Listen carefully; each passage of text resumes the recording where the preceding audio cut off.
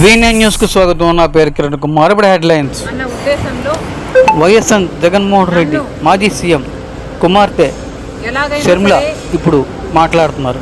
నా భవిష్యత్తును పాతి పెట్టాలి అన్న ఉద్దేశంతో ఎన్నో చేశారు.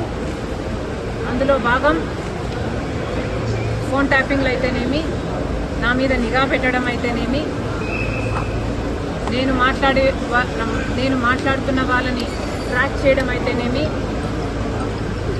నాకు రాజకీయంగా బలమయ్యే వాళ్ళని లేక నాకు సపోర్ట్ చేసే వాళ్ళని బెదిరించడం అయితేనేమి, ఇలాంటివి ఎన్నో చేశారు.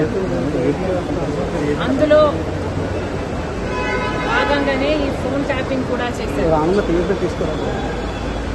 జగన్మోహన్ రెడ్డి గారు నా మీద చేసిన అత్యాచారాలలో ఫోన్ ట్యాపింగ్ అనేది చాలా చిన్నది.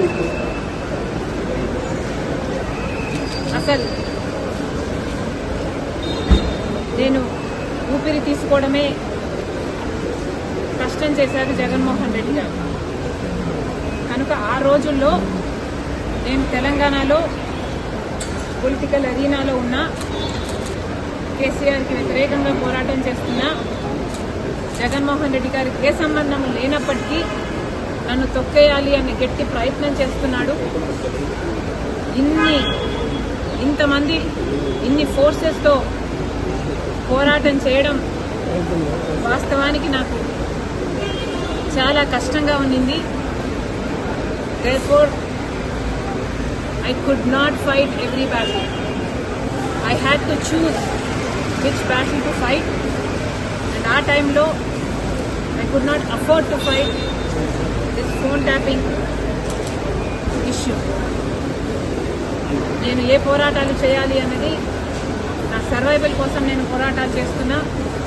కాబట్టి ఆ పర్టికులర్ టైంలో ఫోన్ ట్యాపింగ్ ఇష్యూ మీద నేను పోరాటం చేయలేకపోయినా, in spite of knowing that is illegal, unethical and against my constitutional rights. కానీ ఇప్పుడు నేను చెప్తున్నాను, ఫోన్ ట్యాపింగ్ జరిగిన మాట వాస్తవం, ముమ్మాటికి నిజం.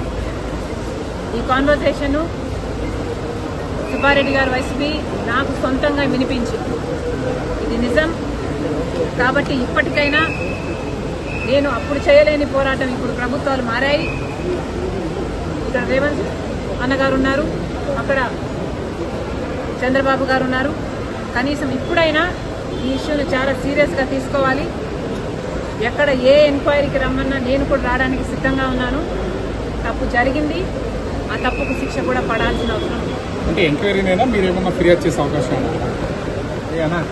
నేను ఫిర్యాదు చేయాలి అనుకుంటే జగన్మోహన్ రెడ్డి గారు నాకు MOU రాసిచ్చిన రోజే ఇది అమలు చేయటం లేదు అని ఫిర్యాదు చేసేదాన్ని. నిజానికి సొంత తల్లిని కోర్టుకు ఇచ్చింది జగన్మోహన్ రెడ్డి గారు.